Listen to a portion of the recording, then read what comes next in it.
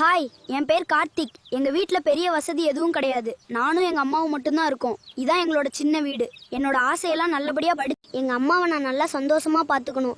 ஏன்னா எங்கள் அம்மா ரொம்ப கஷ்டப்பட்டு தான் என்னை வளர்த்துக்கிட்டு இருக்காங்க. எங்களுக்குன்னு சொந்தம் சொல்லிக்க யாருமே கிடையாது. முருகா, தினமும் பள்ளிக்கு போவதற்கு முன்னா உங்களுக்கு பூ வச்சு வணங்கி விட்டு தான் நான் போவேன். எனக்கு வேற எதுவும் ஆசை கிடையாது. நல்லா படித்து என் அம்மாவை சந்தோஷமாக பார்த்துக்கொள்ள வேண்டும். இறைவா, என் அம்மா எப்போதும் மகிழ்ச்சியாக இருக்க வேண்டும் என்று உன்னை வேண்டுகிறேன். அவரை நீ தான் நல்லபடியாக பார்த்துக்கொள்ள வேண்டும். அவருக்கு எந்த கஷ்டமும் வராமல் நீ பார்த்துக்கொள். தம்பி, நீ யார்? ஏன் இப்படி மழையில் நனைந்து கொண்டு சாமி கும்பிட்டு கொண்டிருக்கிறாய்? என்ன பிரச்சனை என்று சொல்லேன். உனக்கு உதவ நான் இருக்கிறேன். என் பேர் கார்த்திக். என் வீட்டில் பெரிய வசதி எதுவும் கிடையாது.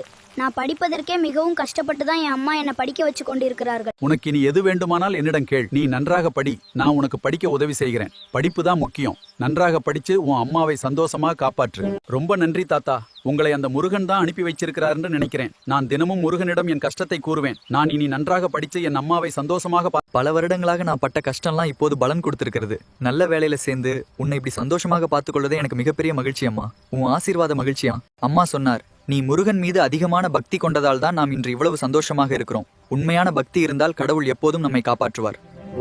ஓம் சரவணபவ. முருகன் அருள் எல்லாருக்கும் கிடரும். உங்களுக்கும் முருகன் மீது நம்பிக்கை இருந்தால் ஓம் சரவணபவா என கமெண்ட் பண்ணுங்கள். மேலும் இது போன்ற சாமி கதைகளை தெரிந்து கொள்ள நம்ம சேனலை சப்ஸ்கிரைப் பண்ணுங்கள். உங்கள் ஆதரவுக்கு மிக்க நன்றிகள். உங்கள் ஆதரவுக்கு